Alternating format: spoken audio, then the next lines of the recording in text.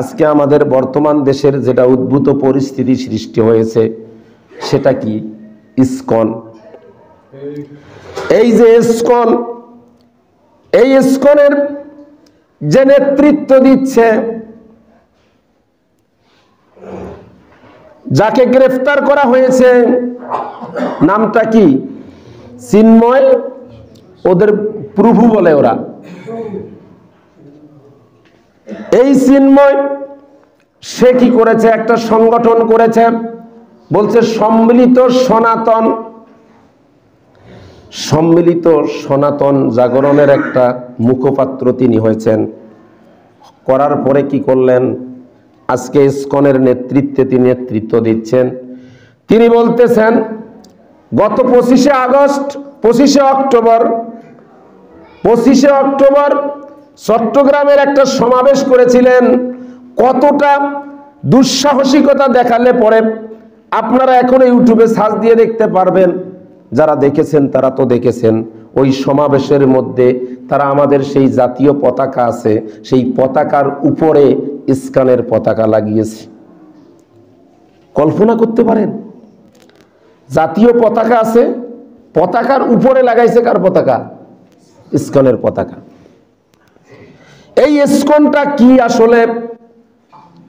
এরা তো বলতেছে এটা সনাতন ধর্মের একটা ধর্মীয় একটা সংগঠন, কিন্তু আসলে না। আপনারা ইসকনের ইতিহাস ইউটিউবে সার্চ দিয়ে দেখেন। ইসকন আসলে প্রতিষ্ঠিত হয়েছিল 1966 সালে আমেরিকার, সেই আমেরিকায় যুক্তরাষ্ট্রে প্রতিষ্ঠিত হয়েছিল ওই ইসকন। যিনি প্রতিষ্ঠা করেছিলেন তিনি এই সনাতন ধর্ম নিয়ে পড়াশোনা করেননি। তিনি ওই যে তিনি চার্চে পড়াশোনা করেছেন, খ্রিস্টান ধর্মের পড়াশোনা করেছেন। অথচ তিনি এই ইসকন, এই সংগঠন দাবি করেছেন যে এটা সনাতন ধর্মীয়দের সংগঠন। এটা যখন প্রথমে চালু হলো, মূল সনাতন ধর্মী যারা, তারা এটার বিরোধিতা করেছিল। যারা মূল সনাতন ধর্মের অনুসারী তারাই ইসকনের বিরোধিতা করেছিল। বলেছিল আমাদের নাম ব্যবহার করে এরা এদের স্বার্থটা হাসিল করবে। তাদের ধারণাটাই সত্যি হয়েছে। এক পর্যায়ে গিয়ে তারা কি করলো? তারা মন্দির, এই সনাতন ধর্মের মন্দির ভেঙে দিয়ে সেখানে ইসকন মন্দির তারা তৈরি করলো। এই নিয়ে সনাতনদের সাথে সংঘর্ষ হলো। এতে একজন মানে সনাতন ধর্মের একজন নারীও মারা গেল ওদের সাথে সংগঠনে। এরপরে এত কিছুর পরেও তারা আজকের এই সনাতন ধর্মীরা ইসকনকে সাপোর্ট দিচ্ছে? এর কারণটা হলো, এই ইসকনের মিশনটা হলো, এদের যারা মিশন, এর মূল মিশনটা হলো যে গোটা পৃথিবী থেকে মুসলমানদেরকে হটিয়ে দাও। ইসকনের টার্গেটটা হলো মুসলমানকে কি করো? হটিয়ে দাও। এই কারণে সনাতন ধর্মীরা যারা, ওরা জানে যে ইসকন, এটা আসলে আমাদের সনাতন ধর্মের মূল কোনো সংগঠন না। কিন্তু যেহেতু এরা মুসলমানদেরকে হটাতে চাচ্ছে, পৃথিবী থেকে মুসলমানদেরকে নিচ্ছিন্ন করে দিতে চাচ্ছে, এই কারণে সনাতন ধর্মীরা ইসকনের পাশে গিয়ে দাঁড়িয়েছে। এই ইতিহাসটা আপনারা পড়ে দেখবেন। ইসকন আসলে মূলত ওই সনাতন ধর্মীদের কোনো ধর্মীয় সংগঠন নয়। এটা আমেরিকার তৈরি, এটা খ্রিস্টানদের, এরা একটা চক্রান্ত।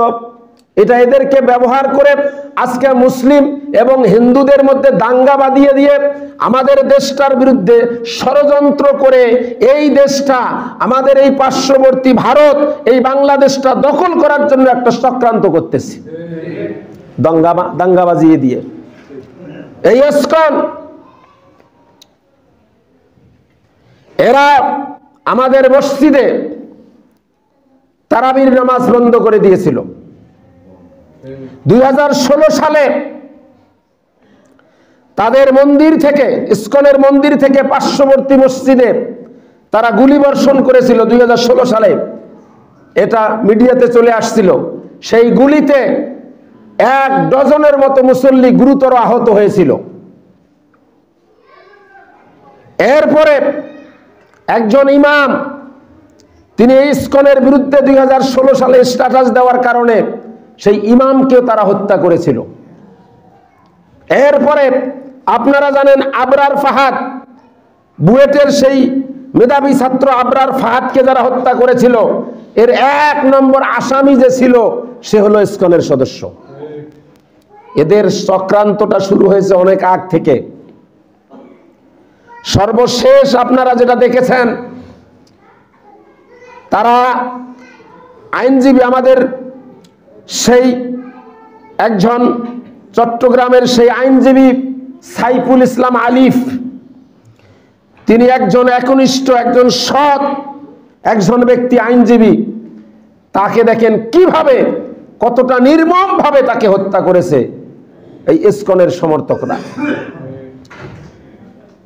এই জন্য আমাদেরকে আজ আমরা অন্তর্বর্তীকালীন সরকারের প্রধানকে আজকের এই জুমাবারে মসজিদ থেকে তাকে আমরা জানাতে চাই, যারাই আমাদের প্রিয় ভাই সাইফুল ইসলাম আলিফকে যারা হত্যা করেছে নির্মমভাবে, তাদেরকে ভিডিও ফুটেজ দেখে তাদের প্রত্যেককে গ্রেফতার করে দৃষ্টান্তমূলক শাস্তির ব্যবস্থা করতে হবে। সেই সাথে তাদের সেই প্রভু চিন্ময় প্রভু, যাদের ওদেরকে যাদের প্রভু বলে, তার মুক্তির জন্য তারা যে আন্দোলন করছে, আমরা সরকারকে দাবি জানাতে চাই এ যেন আর কখনো মুক্তি না পায়, এর দৃষ্টান্তমূলক শাস্তি দিতে হবে। আমাদের দেশে একটা সাম্প্রতিক দাঙ্গা তৈরি করে দেওয়ার জন্য আমরা মুসলমান, আপনারা জানেন, আমরা দেখেছি, আমরা কি হিন্দুদের মন্দির পাহারা দিই নাই? আমরা ওদের মন্দির পাহারা দিচ্ছি, আর অথচ ওরা আমাদের মসজিদ ভেঙে দিচ্ছে। কতটা সাহস! এতটা সাহস কি করে হয়? এটা হলো পার্শ্ববর্তী দেশের এগুলো ইন্ধন, এর কৌশলে এরা আমাদের সাথে দ্বন্দ্ব বাঁধিয়ে দিয়ে কৌশলে ভারতটাকে, এই বাংলাদেশটাকে ভারতের একটা অঙ্গরাজ্যে পরিণত করার ষড়যন্ত্র চলছে। সুতরাং আমাদেরকে সজাগ থাকতে হবে এবং ওদের পাতানো ফাঁদে আমাদেরকে পা দেয়া যাবে না। আমরা অহেতুক, আমরা সনাতন ভাইদের সাথে কোনো দাঙ্গাও করব না।